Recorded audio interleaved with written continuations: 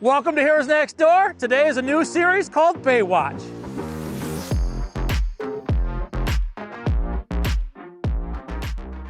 So what we're doing is we want to get more in depth on what these firehouse and EMS services are all about and talk about the bay, the heart of the unit.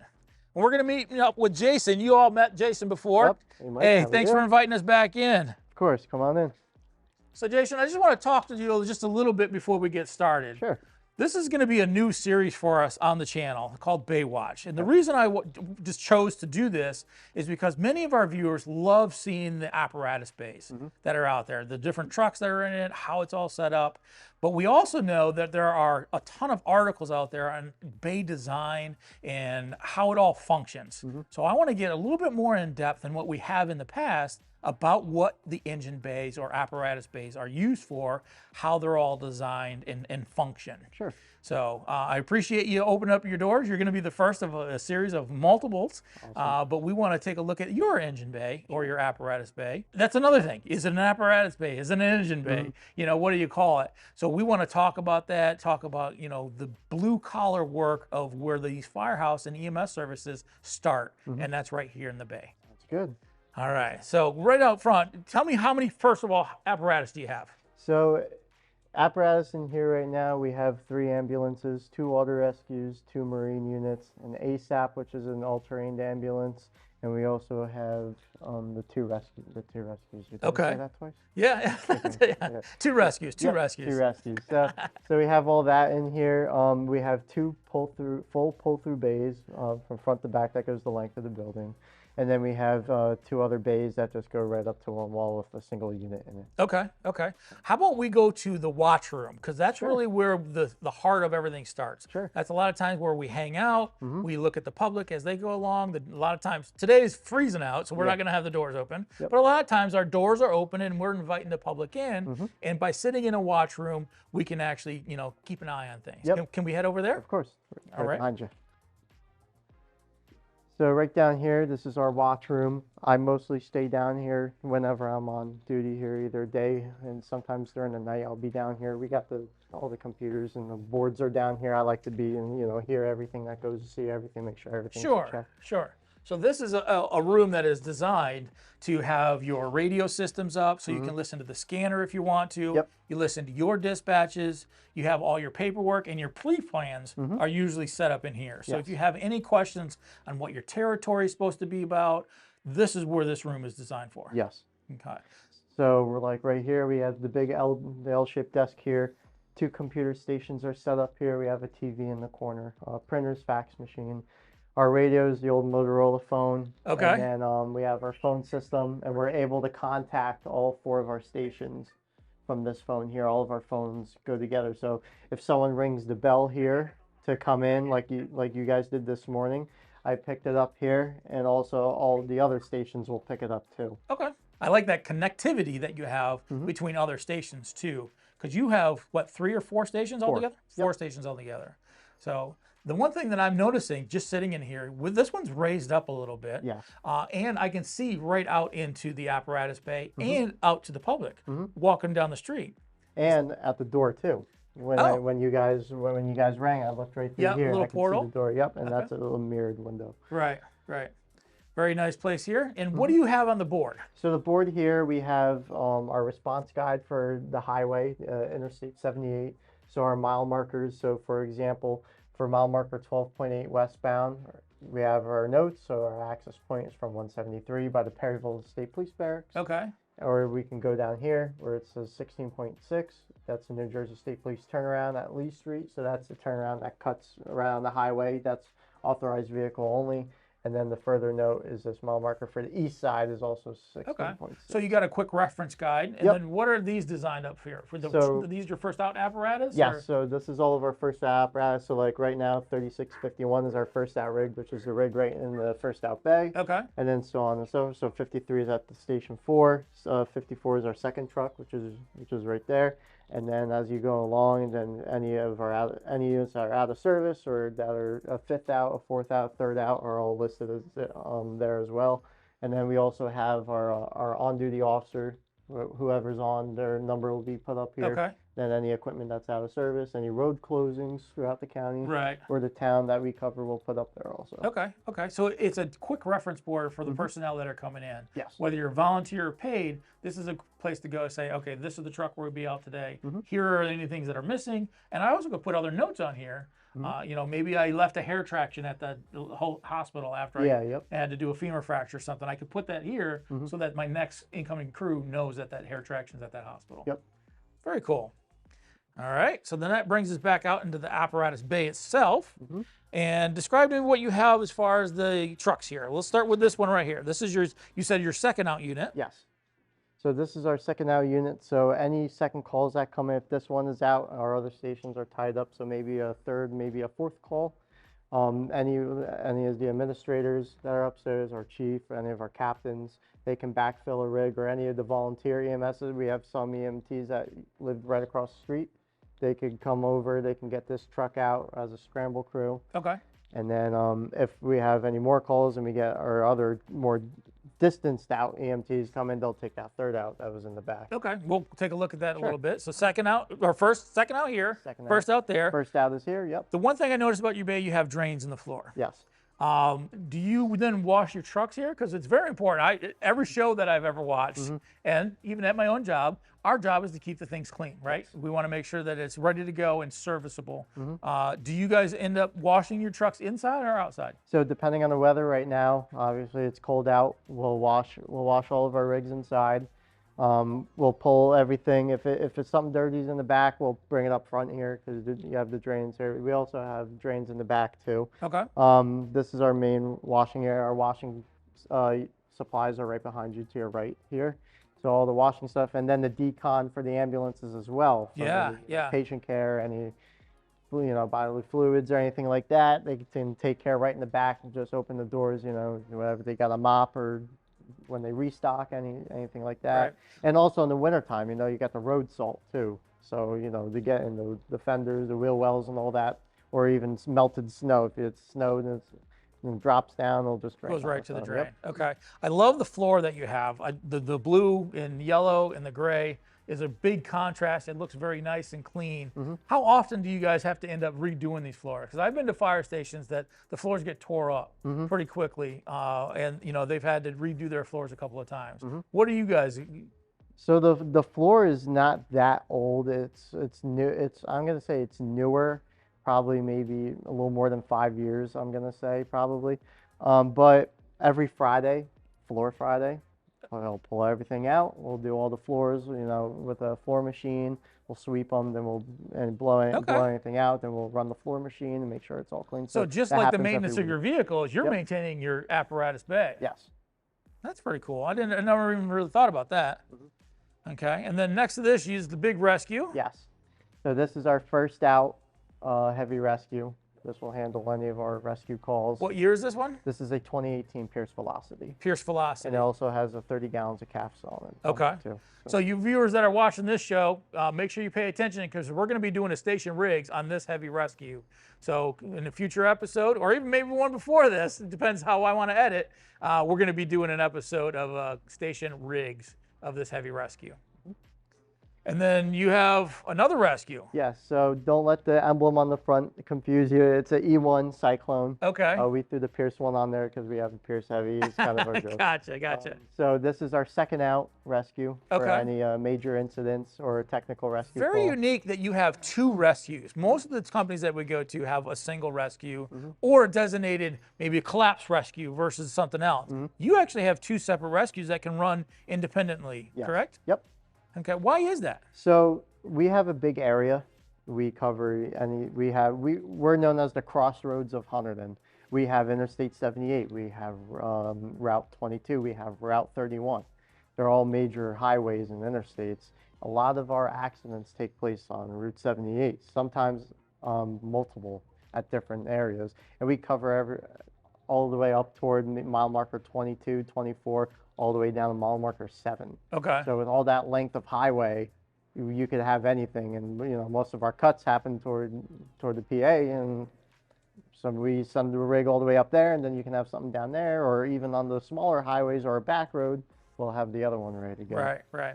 So you guys specialize in BLS, your BLS transport here in Jersey. You have 911 service. Do you do inter-facility transfers at all, or are you just pretty much 911? Yes, we do inter-facility transports as Okay. well. You have the 2 heavy rescues ready to go, but you also have water rescue that you do here, right? Yeah. Can we take a look at some of that Sure, equipment? if you want to come back right here. Before we get all the way back here, I noticed this right here. This is the firehouse table. Yep.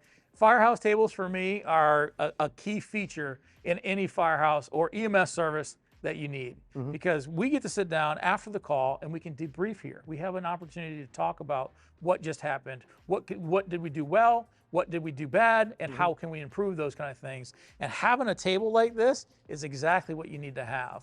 Sometimes we see them up in the kitchen. There's nothing wrong with that. But having it right here in the engine bay or the apparatus bay is a really cool thing to see, because a lot of times those doors go open during the summertime. Yep. We're sitting out here. Public can also come see us too. Yep. So I brought the idea up about having a table out here to my chief. I was going to say probably almost a year ago. I asked him, I'm like, we should have a table down here. It's like, you know, they just redid the upstairs. There's a conference table. If you want to bring that down, try it out. We're going to see how it goes. As long as it's maintained, Yep. no one leaves stuff on it, no, you know, like, then we can keep it. So ever since that, you know, this is what we're starting out with. Maybe in the future we'll expand. We've came up with ideas, you know, maybe to paint it like our trucks, put our stripe on our logo. Sure, sure. So we're going to see how. Right now it's great, you know, before the drill nights, after a call, you know, we sit down, we talk, we can do our charts, any computer work we can do it right here, and even any equipment repairs. Like bring it to the table, any rope, bring it to the table real quick, let's take a look. Or after a call, let's talk about it, you know. Instead of sitting on the bumper of the truck where there's like limited space and, you know, it's like kind of tense, let's relax a little bit. Right, you know? right. The saying always goes, most problems are solved around the table. Yep. So, all right. The one thing I noticed, and again, we're going to get to this water rescue in a little bit. I noticed your gear on the side of the wall here. Yes. So do you have a separate room for your gear? So we do not. The way the building was built is kind of how it is now. The gear's always been on the wall. That's the gear wall. Okay. I like that it has the cages. That looks very professional. It goes the blue with the blue. It's easy to put all your gear on it. It dries out pretty well. So I believe we did the blue stalls the same time they did like the floor. Yeah. That way it just kind of matches. And some people, like if you want to come take a look over here, some people do their stalls different.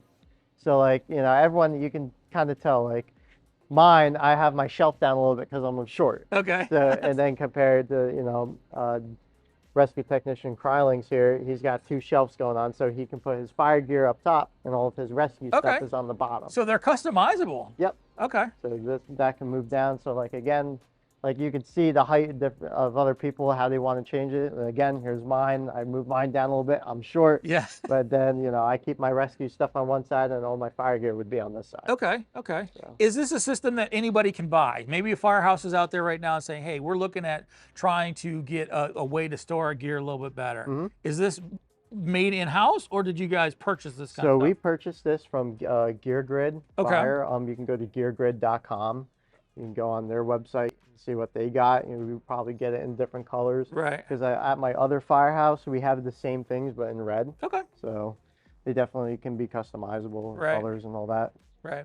And you're working with the space that you have. You know, if you have the space to have a separate gear room, I know that the new NFPA regulations recommend that. Yeah. Many of the new buildings that are being built, when we went down to the Fierro conference, they're starting to design firehouses with specific rooms to have their gear, because of all the carcinogens that we had and that kind of stuff. So, you know, the fact that you guys are doing it, it is what it is. Yep. You know, you can't change it at this moment in time. Maybe in a new building, you'll change it. But that's a good way to do that. I really like seeing that. So as we were talking and discussing with the water rescue assets, here are some right here that you can see. Right here, we have Marine Unit 3. Okay. This is Boat 3, which is trailered to Water Rescue 2. Okay, so it's pre-connected. Yep. And these are considered Zodiacs, right? Yes. Okay. So we have a Zodiac here with the motor on the back, and then we also have a dinghy, Okay.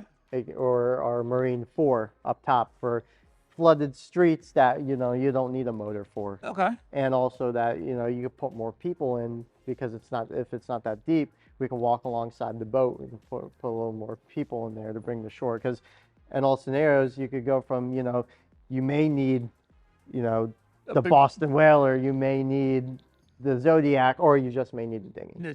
So Okay. we have a little bit of everything. Right, right. Yeah. So- Yeah, you guys are definitely thinking ahead of the game here. Yep. So, Our Water Rescue 2 is here. This was an asset acquired from the merge. okay. So we brought that here, incorporated it. One thing I want to talk about real quick, ahead. I noticed in the bay, you have all these cords and all these things hanging from the ceiling. What is that all about? So we got to keep our trucks plugged in, all of our radios charged, ready to go. We have them on the trucks. We even have them on the boats. Okay. So they come down to every vehicle, every rig, make sure everything in there is charged. The portable for the radios, the banks, all the battery, the Milwaukee power tool, all the chargers in there, all the hand lights, the box lights, our CO meters, ticks. You got to make sure that's all charged and it's all ready to go. Right, right. Okay, and that makes a whole lot of sense. And then you also have, it looks like the vents to take up some of the CO. Yep, we have the Plimo vent systems all throughout the building. Okay. Do you have any rooms off the side? Like, do you have a mechanics room? Do you have an EMS room? Yeah. Okay. You want to come right over here? So right in this front section here is our restock area Okay. for the on-duty crews. They can restock doing their morning or their nighttime rig checks. If they're missing something from their jump bag, they can restock it. After a call, they have everything here. Extra reefs are here. Any O2 bottles that need to be filled will go in the red section. Yep. Any that are good to go are in the green. Copy that. And then we have our extra backboards are here too. Okay. For Now any this need. is pretty open, which is great to see, so I can tell what supplies are going to be restocked even from this. Is this building secure then? Yeah. So this building is secure. And then as we work away, you got a little mechanics room here, or So more this is the EMS room. Okay, the EMS room. As during the day, as we restock for calls, they're labeled in there. So like if you gotta have 6 of everything, almost 6 or 4 of everything in there. Okay. We have multiple stations. They need some stuff, they'll come down here. But say if they need a little more, say we had like an MCI or something, we have the EMS room in here. Okay. So we have a little more. So this is a cash here. stock for the stock that's out there. Yep. That's your quick reference supplies to basically get back into service. Yep. And then as you watch that, as the lieutenant or the captain or whoever's keeping an eye on that, or whoever's designed for that, they then would use this to restock that. Yes. That's a good way to have a stopgap, so you're not running out of supplies. All too often we go into a supply room and that's the only supply room. And all of a sudden, okay, I took the last roll of tape. Nobody knows about it until they go in there like, where's all the tape? Well, having that stopgap between this room and that is a good way to prevent from some of that stuff from happening. Yep. And even stations coming in, because this door is secure. Right. Secure. So if anyone needs something and it's not out there, they gotta let someone know. Okay. And it looks also kind of your quartermasters too. Yep. So we have a little quartermaster area. So we have our uniform shirts, or any shoes, Class A uniforms, Class B shirts, or patches. Nice. We've got all that in here. Any of our polos, our button-ups, duty boots, duty pants. Well, the one thing I want to talk about with that then, you guys are a combination of paid and volunteers. Yes. And the fact that you guys supply this rather than give a budget to an employee or something, that's pretty cool to see that you have your own kind of quartermaster to handle that, including shoes. Yep. That's one thing that we don't see often. We see shirts a lot of times, and job shirts or sweatshirts, but we don't normally see boots. We don't normally see shoes. Yeah, we got boots here. and then even this more is pants. this line of shoes. So. Yeah. Yeah, that's really cool. So real quick, kind of side topic. Maybe I'm in this area and I want to get a hold of you guys. Is there a website that they can go to get a hold of you? Do they just stop by, a phone number? Maybe they want to become a volunteer or paid staff. How would I do that? So on all of our rigs, we have it labeled out there is our website, www.spez365.org. Say that again. Say slow for. www.spez365.org. Okay. Yep. All right. So. And then you just go to there and then it'll guide you through what to do and how to contact you? Yep. So right when you open up the page and you scroll down a little bit, right there it'll be to contact us or to join us or the interest, and then we have our little box up in the left. If you want to take a look at our history, our gallery, see what we're about, see what even we have, and then that can generate the interest, because we not only are we EMS, we are rescue also. Yeah, that's we cool. we do all the technical stuff in house. Right, here right. too. Looks like you got your own air compressor to fill your own oxygen. Yep. Okay, and that's not the oxygen for the air bottles. That's actually oxygen. Correct. Yep. Okay. This is the onboard for the O2. Nice. Okay. So coming down here, this is my little room, as we call it. Okay. It's for all of our rescue guys. So this is our rescue room. So anything rescue related, we have Halmatro hoses, we have extra harnesses, we have any parts that need to be for any of our rescue trucks.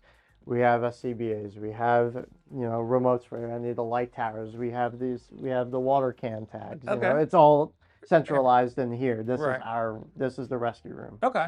So very similar to the EMS room, this is basically back supplies. Yes. It's not a workshop. I don't see anything, workbench or anything going here. You would then take these supplies, maybe go out to the table we just talked about, and work on the stuff over there. Is that the way I'm understanding it? So yeah, I mean, we could do that if it's a quick field fix, or we can bring it over to the workbench, Okay. which we do have, which we can go take a look. All right, let's go over there. So follow me over here.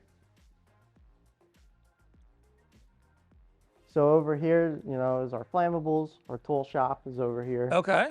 So my title here is I'm a rescue engineer. Rescue. So I am in charge of any of the maintenance, or any of the any cosmetic breaks, or and the tool maintenance for both the heavy rescue and the little rescue. Okay. There is another engineer. If we gain another one or we lose one, we just kind of work together. And I also work with the water rescue asset engineer. I'm cross training with him now to learn about the marine units. Okay. That way, if I'm out there and something happens, I can do a quick field fix. Nice. And then it's kind of a trick for the trade. So. Right. And even though it's not in its own separate room, it looks like you have everything that you need for a workshop. Yep. You have the grinders, you have the vices, you have a great toolbox. Yep. And you even have air. So if you have air tools that you need to use and stuff like that. Yep, we had to do a quick air tool repair. I mean, we could just hook it up right here, or if we got to refill a water can, we can just do it right from here. And the other thing I noticed, you have wood supplies. Yes, we do. Because you are a rescue. Yep. And you have to have that for shoring and cribbing and stuff like that. Yep, we carry pre-bundled shoring kits on our heavy rescue.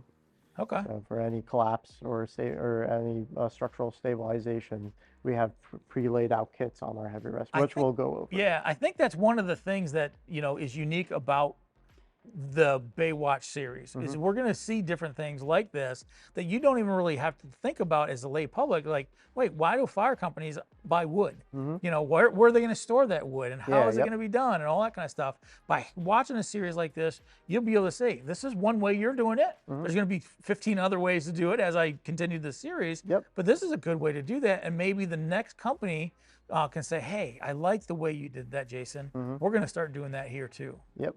So. Yeah, and for stabilization also, for vehicle stabilization, a lot of departments use lumber. Yeah. But there is other places that use that other rubber material, that hardened composites. Yep, yeah. the composite material for stabilization. So, but what happened? I know it's hard to break them, but like with the wood, once it starts cracking, then we know, that's a sign for us. Like, all right, it's getting a little too heavy. Maybe we got to do like a tri-build on it. Sure. So yeah, and it's good to have it. And then if you want to go over the lumber, I'll show you some cool things that we have here. Okay. So for us as a tech team, when we do shoring, we deal with wedges and stuff and all like that. Yeah. But how are we going to always get those clean cuts for wedges and stuff? We made in-house. We made templates here. Oh, okay. So we have templates for any wedges. Yeah. So any 4x4 wedges, then it tells you use this circular saw, type of circular saw, and then this is our jig right here. Makes it quick, easy, reproducible. Yep, you just slide the wood right in here. We have this for the guard on the saw. Yep. Run it down right there. There's your wedges. You need 2x4 wedges. We have a 2x4 jig right here. Okay. So you got one of each. And then even for our bigger shorings, we also have on the 4x4s templated out, this is where the strut's going to go. Yeah. This is where the lumber's going to go. Okay. And then, we have that for 3-post or even a 2-post. Okay. We have that labeled out. So templates are over here, our backfill's over here, the stock is here, it's up there. Right, so. right. That's awesome. Yep. That's really cool to see.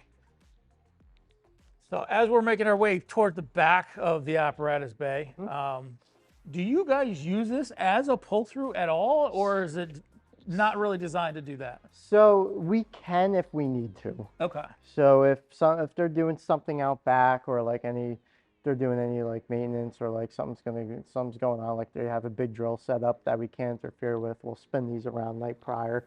Or if we have maybe like say a mechanical issue happens, we can't get a door up or something, we could spin around right in here, and it's not that hard to do either. Okay. And then on the days when I mentioned earlier, when we're cleaning the floors and stuff, we have everything out and parked in the alleys. The first thing, instead of backing, the boats and the ambulance, we'll just pull out front and just come right down here. Right. So, Yeah. so it's sort of a yes and no. Okay. But how we utilize it, we don't utilize it for pull-throughs. Okay. So. Yep. And a lot of them, you don't necessarily have to use them as pull-throughs, but to having that option is a good thing. It is. I'm noticing that it's nice and warm in here. Yep. It's freezing out today. When I was doing my intro, it's absolutely cold. How do you guys keep this warm? Do you have heated floors, or? So we have the heaters right up on the ceiling here. Okay. So we have the one main heater here, and then we have, I believe, one a little further down for the front rigs. Then we have one right over here. Gotcha. Okay. And then one right here as well. So yeah, it's we nice keep and it pretty toasty warm in down here. Yeah. Yep. Yeah. Okay. So this is another ambulance. This is your third out that we talked about. Yep. So this is our third out rig. So again, any of the distant EMTs coming in, if there's a big call or such, here's our third out rig. So there's right here. And then right here. This looks like an old ambulance. Yep, it's a converted ambulance. I wouldn't say not old. Let me rephrase that. It doesn't look like an old ambulance. It looks like a newer one, but it's converted from an ambulance to a rescue now, right? Yep. Water rescue. Yep, it is now one of our water rescue vehicles. Okay. Okay. Now, since it's wintertime, there's going to be ice. So what we'll do in the wintertime is we bring out our ice suits. Okay. We'll stock our Water Rescue 2 with ice rescue equipment, and we'll also stock our primary rescue with any ice equipment. So each one's got a little bit of ice and swift water. Nice. Nice. All right. And I noticed another little vehicle over on a trailer. Yeah, Can we walk around there? Sure.